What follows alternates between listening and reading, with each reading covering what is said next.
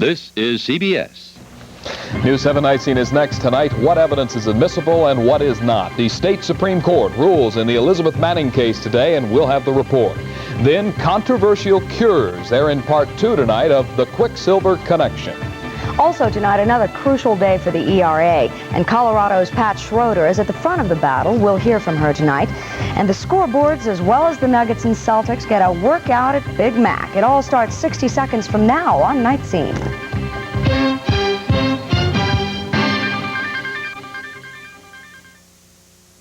I don't like the looks of this. It looks good. Yeah, well, maybe too good. I got reservations. You don't need them at Garcia's. Some people think a great-looking restaurant can't have great Mexican food.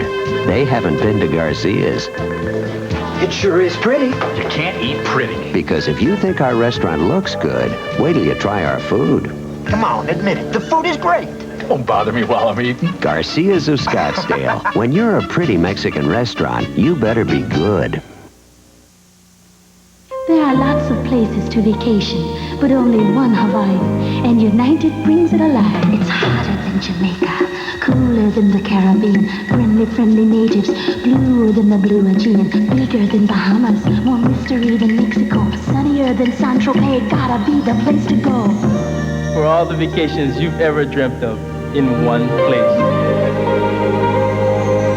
Let the friendly skies bring Hawaii alive.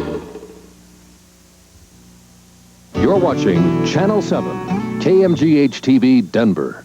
Now, Ann Wade, Kris Long, weather forecaster Mike Fenwick, and Steve Harms on sports. This is News 7 Nightscene. Good evening, I'm Ann Wade. And I'm Kris Long. Topping our news tonight, Elizabeth Manning of Boulder has scored what appears to be a major victory with the Colorado Supreme Court. Now, it was her young son, Michael, whose body was found here in Boulder last April, and she was believed to be connected with his death. At issue today was a statement made by Manning to this man, Boulder Police Detective Greg Bailey, explaining where the boy was. The Boulder policeman told her she wouldn't be prosecuted in exchange for that information. Today, the High Court ruled that his promise was part of a desperate but calculated bargain amounting to immunity for Manning. Today's opinion also threw out evidence gathered against her as a result of that statement. But the High Court ruled that evidence gathered before her statement was admissible. And Boulder District Attorney Alex Hunter says he still plans to try Elizabeth Manning for murder. It has reversed Judge Dana's ruling in a significant way and has allowed the prosecution to have at this time sufficient evidence to proceed with a prosecution against Elizabeth Manning. And in that sense, the prosecution is pleased with this opinion. Now, even though Denver District Attorney Norm Early has no jurisdiction in the Manning case, he has been an outspoken critic of the court and its handling of evidence. Early, who joined us live on News 7 at 5, was asked what he thinks the court should be doing differently. I think that there are a lot of ways that the courts can improve, the prosecution can improve, police can improve, and I think that all of us have to understand that we all have to improve what we're doing vis-a-vis victims of crime, and that the status of the victim in the criminal justice system has to be elevated to at least a point where the rights of the victim are commensurate with those of the defendants. D.A. Early told us at 5 that in order to get evidence that will be more acceptable in courtrooms, police need to be able to obtain it reasonably and in good faith.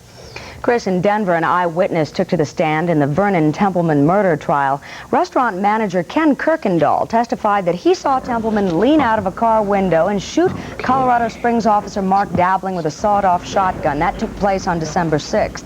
Defense attorneys have admitted that Templeman shot Dabbling, but they claim he was in a drug-fogged panic. The trial is expected to last some 3 weeks.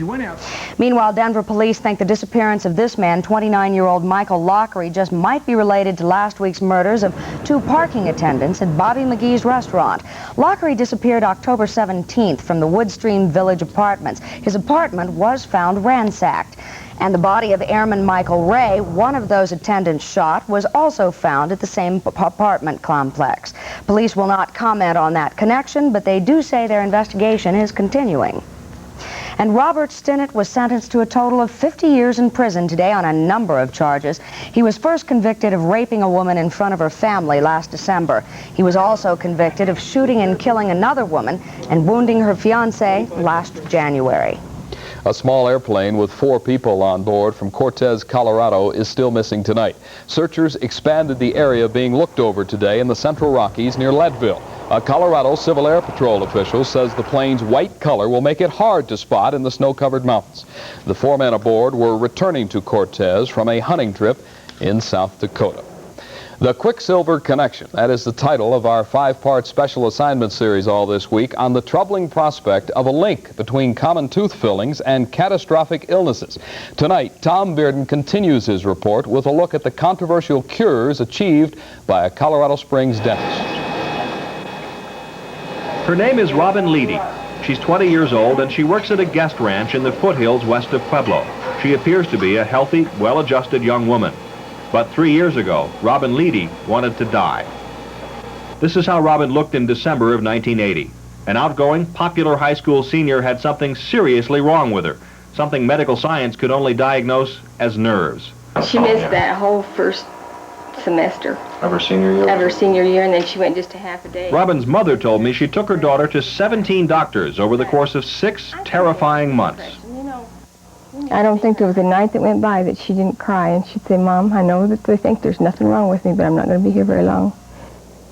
I was just so helpless, and I was just so weak, and there was absolutely no life. And then it got to the point where I wanted to die.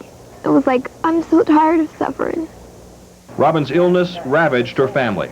They watched helplessly as the girl became totally dependent on her mother.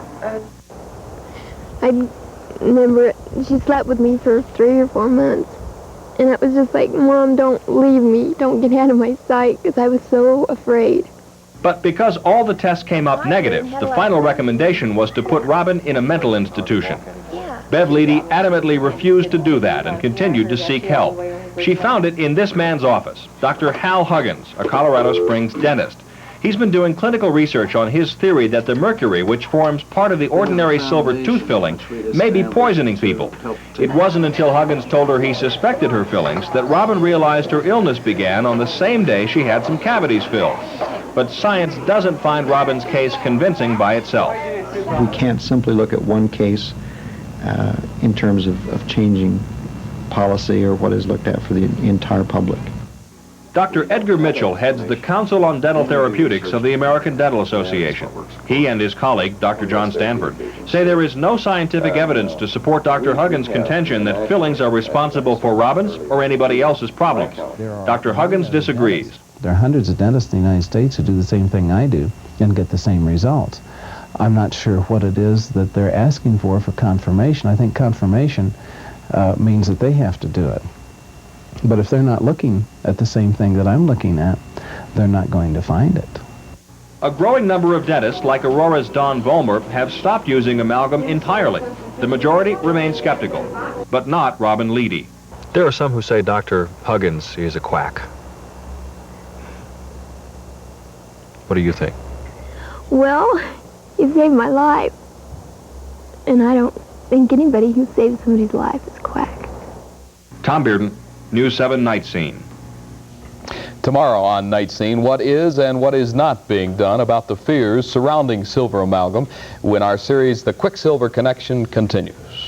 Still to come on News 7 Nightscene, the protests get messy over the American cruise missiles in Europe. We'll tell you all about it. Before that, though, Ann, one big amendment suffers a second disappointment defeat in Washington today. Details when we return. Some are born to lead with noble spirit and endless ability, like the Canon A1. The A1 with 5 automatic exposure modes plus manual to stop action or let it flow, to control depth of field, to add light automatically, to use light dramatically. The Canon A1, born to lead. Canon, the official 35mm camera of the 1984 Olympics. I'm Rich Little with the Colorado Lottery's new instant game, Tic-Tac-Toe. Ready, Stars? Ready, Rich. Duke, tell us how to win. Well, Pilgrim? Never mind. Edith? Ow, it's so easy. There's 9 ways to win. Stifle yourself, Jingbad. Let's talk about what I could buy when we win.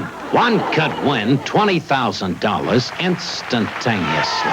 Or send in 5 non-winning tickets, and you could win $1,000 a week for life. We're out of time here, so play Tic-Tac-Toe. Dinner's ready. When it comes to my family, only the very best will satisfy me. And old-timer hams have been a Colorado quality tradition for years. And besides, old-timer is pre-cooked, so I just heat it and get to spend more time with my family. And with old-timer, I know I'm feeding my family deliciously lean ham that's just impossible to beat. Take the old-timer with